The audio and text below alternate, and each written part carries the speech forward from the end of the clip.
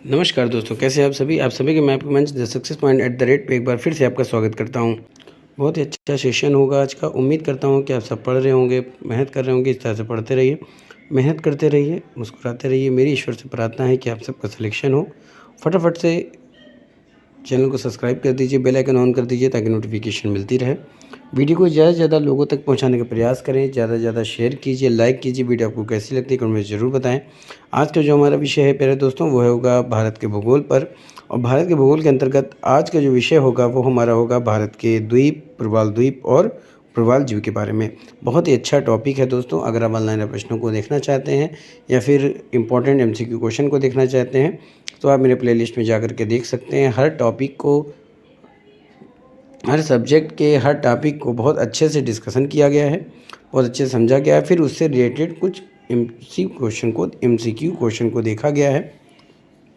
बस समझाइए दोस्तों, ये जितने भी इम्पोर्टेंट MCQ क्वेश्चन हैं वो सभी एग्ज़ाम के लिए काफ़ी इंपॉर्टेंट है, चाहे वो UPSC के लिए हो या UPSC के लिए अदर कोई कॉम्पिटिटिव एग्ज़ाम हो। तो इस चैनल से जुड़िए, इस चैनल का सपोर्ट करिए। चलिए देखते हैं भारत के भूगोल यानी वर्ल्ड ज्योग्राफी के अंतर्गत जो आज का विषय है भारत के द्वीप, उसके बारे में। दोस्तों पहले देखते हैं भारत के द्वीप।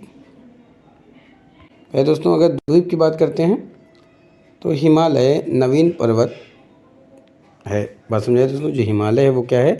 एक नवीन वलित पर्वत है। यह भारत के पूर्वोत्तर राज्यों से होकर दक्षिण की ओर मुड़ जाता है। यानी ये जो हिमालय है एक नवीन वलित पर्वत है और यह भारत के पूर्वोत्तर राज्यों से होता हुआ दक्षिण की ओर मुड़ जाता है। हिमालय म्यांमार में अकाराकानयोमा के नाम से भी जाना जाता है। यानी हिमालय को म्यांमार में किस नाम से जाना जाता है? अराकानयोमा के नाम से जाना जाता है। कहाँ? म्यांमार में। याद रखिएगा दोस्तों। आगे देखते हैं। बंगाल की खाड़ी में अराकानयोमा पर्वत के ऊपर उठे हुए शीर्ष भाग एक टापू के समान दिखाई देते हैं। यानी अगर बंगाल की खाड़ी की बात करें तो उस खाड़ी में अराकानयोमा पर्वत के ऊपर जो उठा हुआ शीर्ष भाग होता है वो एक टापू के समान दिखाई देता है। इस प्रकार यह कहा जा सकता है कि बंगाल की खाड़ी में स्थित अंडमान और निकोबार द्वीप समूह हिमालय पर्वत का ही, बात समझ आ रही दोस्तों, हिमालय पर्वत का एक अंश है। आइए आगे की बातें देख लेते हैं।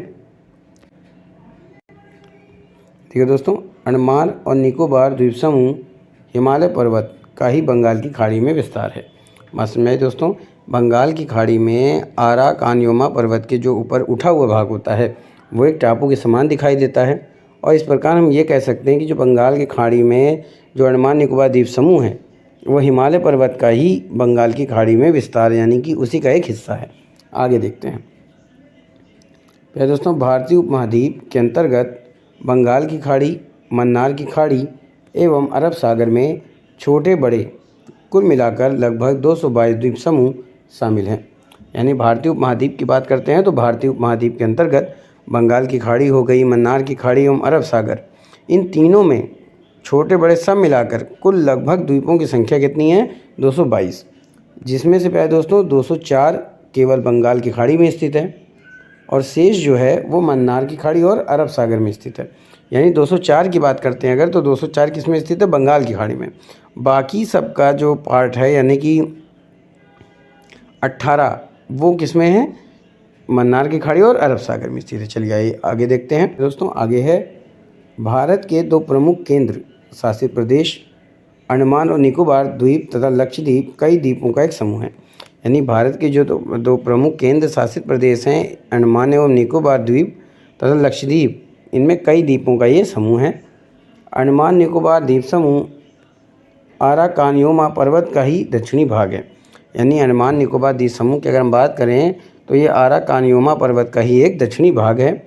ये द्वीप समूह एक संकरी श्रृंखला के रूप में उत्तर से दक्षिण दिशा की ओर फैले हैं। अगर इन द्वीप समूह की हम बात करते हैं तो इस संकरी श्रृंखला के रूप में, यानी कि श्रृंखला के रूप में उत्तर से दक्षिण दिशा में और फैले हुए हैं। चलिए आगे देखते हैं पहले दोस्तों। तो अंडमान और निकोबार द्वीप जो है वो 6 डिग्री 39 मिनट उत्तरी अक्षांश तथा 13 डिग्री 34 मिनट उत्तरी अक्षांशों के बीच स्थित है। यानी अंडमान एवं निकोबार द्वीप की अगर हम बात करते हैं तो ये 6 डिग्री 39 मिनट उत्तरी अक्षांश में और तथा 13 डिग्री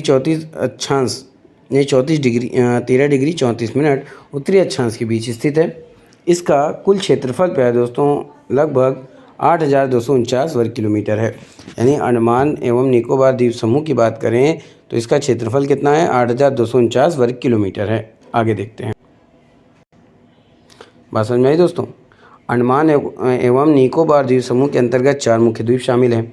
पहला उत्तरी अंडमान है, फिर मध्य अंडमान है, फिर दक्षिणी अंडमान है, फिर लिटिल अंडमान है।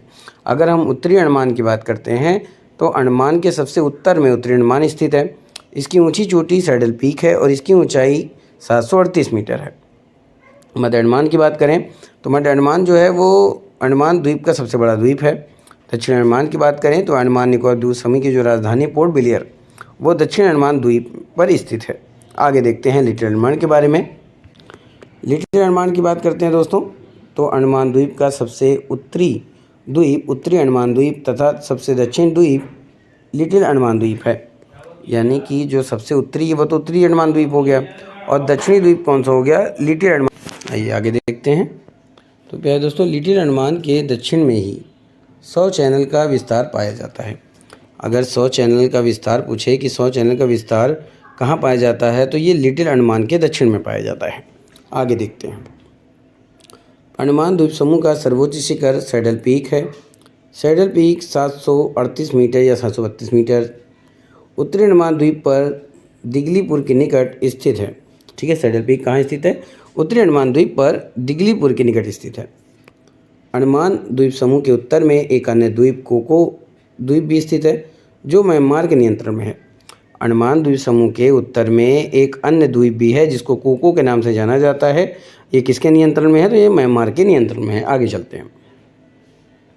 आगे दोस्तों अंडमान एवं निकोबार द्वीप समूह की स्थिति जो है वो बंगाल की खाड़ी में है, किंतु इन दोनों द्वीप समूहों के बीच एक संकरा सागर दिखाई देता है जिसे 100 चैनल कहते हैं। यानी अंडमान एवं निकोबार द्वीप समूह की जो स्थिति है वो बंगाल की खाड़ी में है, लेकिन इन दोनों द्वीप समूहों के बीच जो एक सागर दिखाई देती है या दिखाई देता है उसको क्या कहते हैं, 100 चैनल। आगे देखते हैं दोस्तों। 100 चैनल के दक्षिण में कार निकोबार द्वीप समूह स्थित है।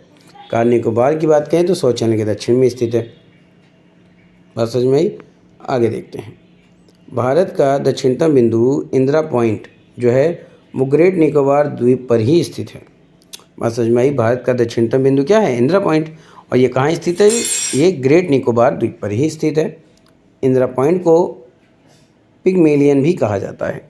बात समझ में आई दोस्तों। इंदिरा पॉइंट को और किस नाम से जानते हैं, तो इंदिरा पॉइंट को पिगमेलियन के नाम से भी जाना जाता है। आगे देखते हैं। आगे देखें दोस्तों तो निकोबार द्वीप समूह का सर्वोच्च शिखर माउंट थूलियर है। बात समझ में आई। निकोबार द्वीप समूह की अगर हम बात करते हैं तो यहाँ का जो सर्वोच्च शिखर है वो माउंट थूलियर है जिसकी ऊंचाई 642 मीटर है, जो कहाँ स्थित है, ग्रेट निकोबार द्वीप पर स्थित है। आगे देखते हैं। नारकोंडम द्वीप जो है वो एक सुषुप्त ज्वालामुखी द्वीप है। बात समझ में आई दोस्तों। नारकोंडम जो है वो एक सुषुप्त ज्वालामुखी है, और सुषुप्त ज्वालामुखी का मतलब क्या होता है कि पहले कभी भी यहाँ ज्वालामुखी क्या हुआ, उद्गार हुआ था, यानी कि यहाँ पहले कभी ज्वालामुखी का विस्फोट हुआ था, किंतु अब लंबे समय से यहाँ ज्वालामुखी उद्गार की घटना नहीं हुई है। वो क्या होता है, सुषुप्त ज्वालामुखी। यानी कहने का मतलब ये है कि बहुत पहले ज्वालामुखी का क्या हुआ था, उद्गार हुआ था, ज्वालामुखी का विस्फोट हुआ था, पर कई सालों से या कई लंबे समय से यहाँ ज्वालामुखी का उद्गार की कोई घटना नहीं घटी, तो उसे क्या कहते हैं, सुषुप्त ज्वालामुखी कहते हैं। चलिए आगे देखते हैं। बैरन द्वीप पर एक सक्रिय ज्वालामुखी भी द्वीप है। बैरन द्वीप पर एक सक्रिय ज्वालामुखी द्वीप स्थित है। यहाँ समय समय पर ज्वालामुखी उद्गार होता रहता है। यानी यहाँ पर समय समय पर क्या होता है, जो ज्वालामुखी का उद्गार है वो होता रहता है। चलिए प्यारे दोस्तों आगे देखते हैं। आगे है गंगा नदी के बांग्लादेश में प्रवेश से पहले इसकी एक धारा पश्चिम बंगाल में दक्षिण की ओर मुड़ जाती है। यानी गंगा नदी जब बांग्लादेश में प्रवेश करती है तो उस प्रवेश से पहले ही इसकी एक धारा जो है वो पश्चिम बंगाल में दक्षिण की ओर मुड़ जाती है, जिसे हुगली नदी के नाम से जानते हैं। यानी गंगा नदी को पश्चिम बंगाल में किस नाम से जाना जाता है, हुगली नदी के नाम से जाना जाता है, और बांग्लादेश में पद्मा के नाम से जाना जाता है। याद रहेगी। चलिए आगे देखते हैं। हुगली नदी के तट पर गंगा सागर एवं न्यू मूर नामक 2 द्वीप स्थित हैं। बहुत ही इंपॉर्टेंट प्रश्न है प्यारे दोस्तों। ये जो हुगली नदी के तट पर कौन से दो द्वीप स्थित हैं? गंगा सागर और न्यू मूर नामक दो द्वीप स्थित हैं। आगे देखते हैं, कलकत्ता एक बंदरगाह है किंतु यहाँ समुद्र तट पर स्थित ना होकर हुगली नदी के तट पर स्थित है। यानी कलकत्ता एक ऐसा बंदरगाह है कि समुद्र तट पर तो स्थित नहीं है लेकिन हुगली नदी के तट पर स्थित है। चलिए आगे देखते हैं। उड़ीसा राज्य में ब्राह्मणी नदी का प्रवाह है। व्हीलर द्वीप इसी नदी के मुहाने पर स्थित है। यानी उड़ीसा राज्य की बात करें तो उड़ीसा राज्य में एक ब्राह्मणी नदी बहती है और व्हीलर द्वीप जो है वो ब्राह्मणी नदी के मुहाने पर स्थित है, जहाँ से ये बहती है, जहाँ से ये निकलना शुरू करती है। आगे देखते हैं। आंध्र प्रदेश के तट पर श्रीहरिकोटा द्वीप स्थित है। यहाँ पर भारतीय अंतरिक्ष अनुसंधान संस्थान का लॉन्चिंग पैड है। इसे सतीश धवन अंतरिक्ष केंद्र भी कहा जाता है। यानी अगर आंध्र प्रदेश के तट की बात करें तो यहाँ पर श्रीहरिकोटा द्वीप जो है वो स्थित है और यहीं पर से जो भारतीय अंतरिक्ष अनुसंधान संस्थान है उसका लॉन्चिंग पैड है। यानी यहाँ से मिसाइलों क्या किया जाता है? लॉन्च किया जाता है। इसे सतीश धवन अंतरिक्ष केंद्र भी कहा जाता है। आगे देखते हैं। भारत के पूर्वी तट पर श्रीहरिकोटा द्वीप जो है वो आंध्र प्रदेश को पुलिकट झील से अलग करता है। यानी भारत का जो पूर्वी तट है वहाँ पर जो श्रीहरिकोटा द्वीप है वो आंध्र प्रदेश को किससे अलग करता है? पुलिकट झील से अलग करता है। आगे देखते हैं। तमिलनाडु राज्य के तट पर पंबन नदी द्वीप स्थित है। यहीं तमिलनाडु जो राज्य है उसके तट पर पबन द्वीप भी स्थित है। पंबन द्वीप जो है वो तमिलनाडु एवं श्रीलंका के बीच मन्नार की खाड़ी में स्थित है। बात समझ में आई दोस्तों? पंबन द्वीप कहाँ स्थित है? वो तमिलनाडु एवं श्रीलंका के मन्नार की खाड़ी में स्थित है। आगे देखते हैं। पंबन द्वीप पर ही रामेश्वरम है। इस द्वीप का सबसे पूर्वी हिस्सा धनुषकोडी कहलाता है। यानी पंबन द्वीप का जो पूर्वी हिस्सा है वो किस नाम से जाना जाता है? धनुषकोडी कहलाता है। आगे देखते हैं। राम सेतु यहीं से प्रारंभ होता है। कहाँ से? पंबन द्वीप से, जो श्रीलंका के तलाई मन्नार तक जाता है। इस प्रकार धनुषकोडी, पंबन, रामेश्वरम और राम सेतु यह सभी मन्नार की खाड़ी में स्थित है। मन्नार की खाड़ी में कौन कौन सा स्थित है? धनुषकोडी स्थित है, पंबन स्थित है, रामेश्वरम स्थित है और राम सेतु ये सब मन्नार की खाड़ी में स्थित है। आगे देखते हैं। खंबात की खाड़ी की बात करें तो खंबात की खाड़ी में नर्मदा नदी के मुहाने पर अलिया बेट द्वीप स्थित है। यानी खंबात की खाड़ी में कौन सा द्वीप स्थित है? अलिया बेट। यहाँ पर पेट्रोलियम का प्रचुर भंडार है किंतु इसका दोहन अभी तक प्रारंभ नहीं हो सका है। यानी इसकी खुदाई अभी तक शुरू नहीं की गई है। आगे देखते हैं। दोस्तों अगर अभी तक आपने चैनल को सब्सक्राइब नहीं किया तो सब्सक्राइब कर दीजिए, बेल आइकन ऑन कर दीजिए ताकि नोटिफिकेशन मिलती रहे। चलिए आइए आगे देखते हैं कि दोस्तों महाराष्ट्र की राजधानी मुंबई के पास एक द्वीप स्थित है जिसे एलिफेंटा द्वीप कहा जाता है।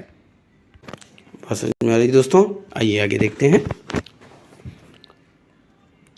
मुंबई भारत के मुख्य भाग पर स्थित है किंतु यह मुख्य भाग से आगे समुद्र की ओर निकला हुआ है। यानी मुंबई की बात करें तो भारत का कुछ भाग ये मुख्य भाग पर स्थित है लेकिन इसका जो मुख्य भाग है वो आगे समुद्र की ओर निकला हुआ है, जिसके कारण यह द्वीप के समान दिखाई देता है। इसका नाम सालसीट द्वीप है। किस नाम से जाना जाता है? सालसीट के नाम से जाना जाता है। इस प्रकार कहा जा सकता है कि मुंबई सालसीट द्वीप पर ही स्थित है। मुंबई कहाँ स्थित है? सालसीट द्वीप पर ही स्थित है। आइए आगे देख। आगे पे दोस्तों, प्रवाल जीवों से निर्मित लक्षद्वीप भारत का सबसे छोटा केंद्र शासित प्रदेश है। इसकी राजधानी कावारत्ती है। यानी प्रवाल जीवों से जो निर्मित लक्षद्वीप है उसकी राजधानी क्या है? कावारत्ती है। इसका विस्तार की बात करें तो 8 डिग्री उत्तरी अक्षांश एवं 11 डिग्री उत्तरी अक्षांश के बीच लगभग 32 वर्ग किलोमीटर क्षेत्र में स्थित है। यानी अगर हम बात करते हैं लक्षद्वीप की तो इसका जो क्षेत्रफल है वो 32 वर्ग किलोमीटर है। अब देखते हैं भारत में द्वीपों की स्थिति के बारे में। प्रवाल जीव, प्यारे दोस्तों, प्रवालों का जो विकास है वो उथले सागरों और महाद्वीपों शेल्फ में होता है। बात समझ में आई दोस्तों? जो प्रवालों का जो विकास है वो उथले सागरों तथा महाद्वीपीय शेल्फ में होता है, यानी कि कॉन्टिनेंटल शेल्फ में होता है।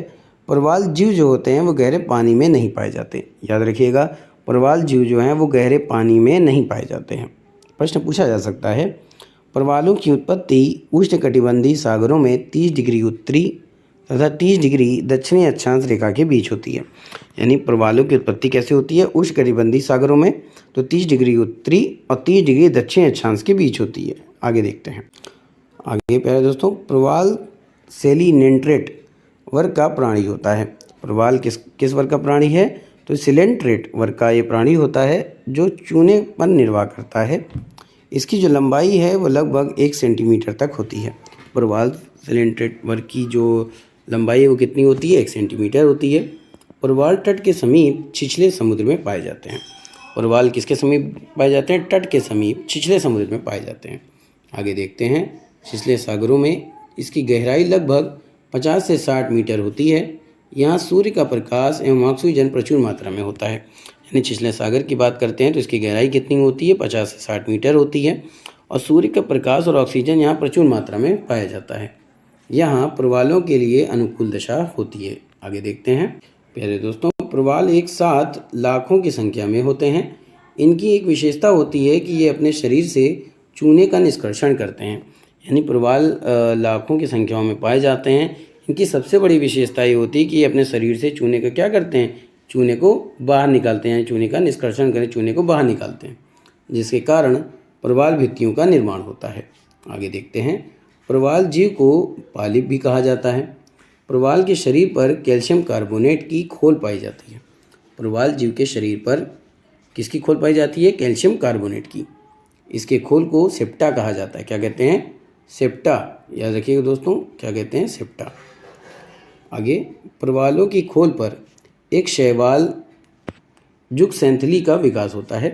प्रवालों की जो खोल होती है वो किसकी बनी होती है? कैल्शियम कार्बोनेट, और उस पर जो है वो एक शैवाल जुक्सेंथली का विकास होता है। इन शैवालों के कारण ही प्रवाल का जो रंग बिरंगे दिखाई देते हैं। शैवाल किसके कारण रंग बिरंगे दिखाई देते हैं? जुक्सेंथली के कारण दिखाई देते हैं। आगे देखते हैं। इस प्रकार कह सकते हैं कि प्रवालों एवं जुक्सेंथली के बीच एक सहजीवी संबंध होता है। जुक्सेंथली की बात करें तो ये प्रवालों को रंग, भोजन, सुरक्षा प्रदान करता है, जबकि प्रवाल जुक्सेंथली को आवास प्रदान करता है। ठीक है, प्रवाल जो होता है वो जुक्सेंथली को क्या करता है? आवास प्रदान करता है, क्योंकि जुक्सेंथली जो है वो इनके आवरण पर निवास करते हैं। किसके? प्रवाल के। आगे चलते हैं। पहले दोस्तों, जुक्सेंथली की बात करें तो जुक्सेंथली प्रकाश संश्लेषण की क्रिया से शर्करा का निर्माण करता है और यही शर्करा जो है वो प्रवालों के भोजन का 98% भाग पूरा करता है। तट के समीप छिछले सागर में जब प्रवालों की मृत्यु हो जाती है तो इनके खोल के ऊपर दूसरे प्रवाल अपने खोल का निर्माण करते हैं। यहीं तट के समीप छिछले सागर में इनका तो निर्माण होता है, पर छिछले सागर में ही जब प्रवालों की क्या हो जाती है? मृत्यु हो जाती है, तो इनके खोल के ऊपर दूसरे प्रवाल अपने खोल का निर्माण करते हैं। इस प्रक्रिया से एक के ऊपर एक स्तर का निर्माण करते हुए प्रवाल जो होते हैं वो समुद्र की सतह से ऊपर आ जाते हैं। तो ये वृक्ष के शाखाओं के समान दिखाई देते हैं। जब क्या करते हैं, एक के ऊपर खोल के ऊपर दूसरा खोल, खोल के ऊपर दूसरा खोल का निर्माण होता रहता है, तो एक वृक्ष का रूप ले लेता है और वो समुद्र से बाहर आ जाते हैं और एक वृक्ष के रूप में दिखाई देते हैं। इसे ही हम प्रवाल भित्ति कहते हैं। आगे देखते हैं। पहले दोस्तों, प्रवाल भित्ति की बात करें तो प्रवाल भित्ति छिछले सागरों में एक दीवारनुमा संरचना होती है। प्रवाल भित्ति क्या होती है? छिछले सागर में दीवारनुमा संरचना होती है, जिसका निर्माण चूना प्रधान जीवों के स्थिरीकरण से होता है। इसका निर्माण क्या होता है? चूना प्रधान जीवों के स्थिरीकरण से होता है। इन प्रवाल भित्तियों को मूंगा की चट्टान भी कहा जाता है। बस में जो प्रवाल भित्ति होती है इसको और किस नाम से जानते हैं? मूंगा की चट्टान के नाम से जाना जाता है। आगे चलते हैं। अब देखेंगे पहले दोस्तों प्रवाल विरंजन के बारे में। तो प्रवाल विरंजन को कोरल ब्लीचिंग भी कहते हैं। प्रवालों के ऊपर एक प्रकार का शैवाल जुक्सेंथली पाया जाता है। बात समझ में आई दोस्तों? प्रवाल विरंजन को कोरल ब्लीचिंग कहते हैं। प्रवालों के ऊपर एक प्रकार का शैवाल जिसको जुक्सेंथली पाया जाता है, जिसके कारण प्रवाल रंग बिरंगे दिखाई देते हैं। आगे देखते हैं।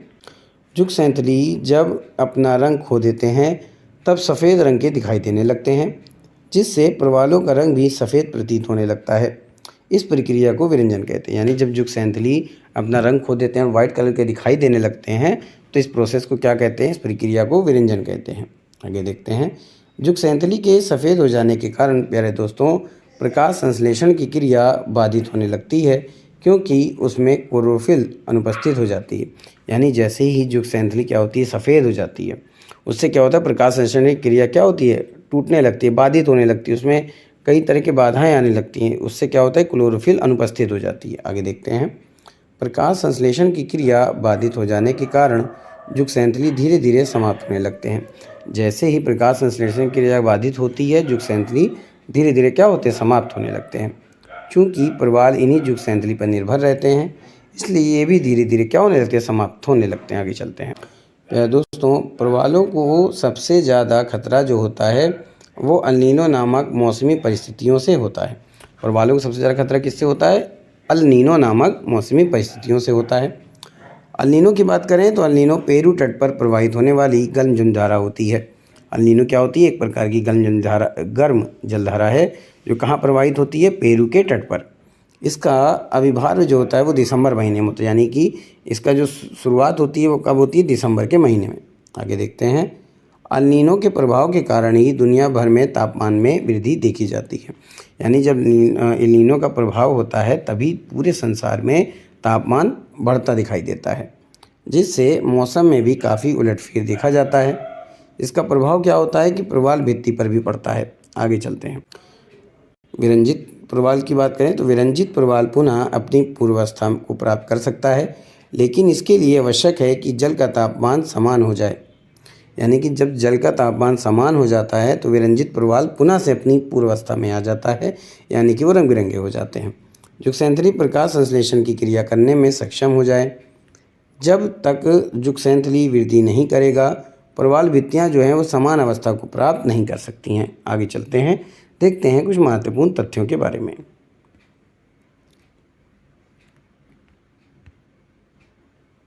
तो पहले दोस्तों, अंडमान निकोबार द्वीप समूह के 3 द्वीपों के नाम बदले गए हैं जो इस प्रकार हैं। पूरा एक तरफ पुराना नाम लिखा है, दूसरे तरफ परिवर्तित नाम। राजद्वीप की बात करते हैं पहले दोस्तों, तो इसका परिवर्तित नाम क्या है, नेताजी सुभाष चंद्र बोस द्वीप। नील द्वीप की बात करें तो इसका नाम है शहीद द्वीप। बात समझ में आई दोस्तों। आगे चलते हैं। पहले दोस्तों, अगर हम हेवलॉक की बात करते हैं तो इसका नाम है स्वराज द्वीप।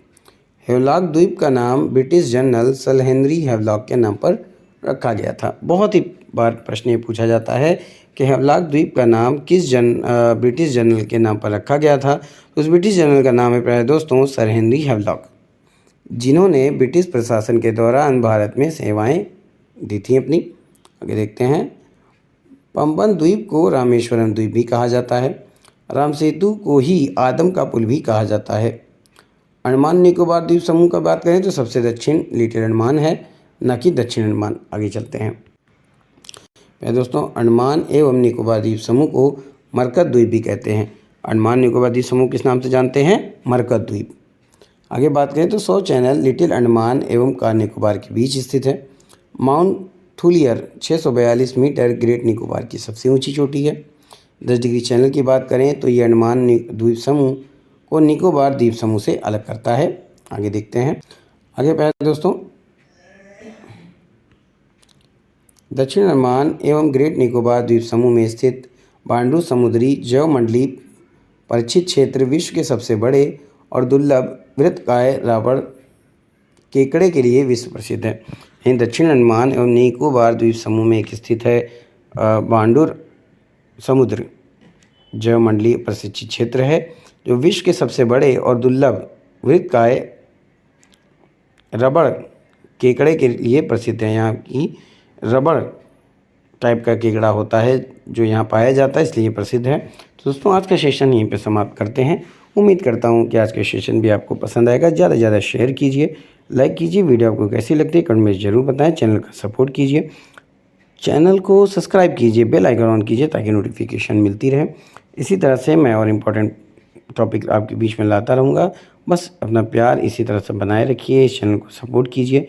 फिर मिलेंगे इसी जुनून के साथ। तब तक के लिए जय Hind, wish you all the best.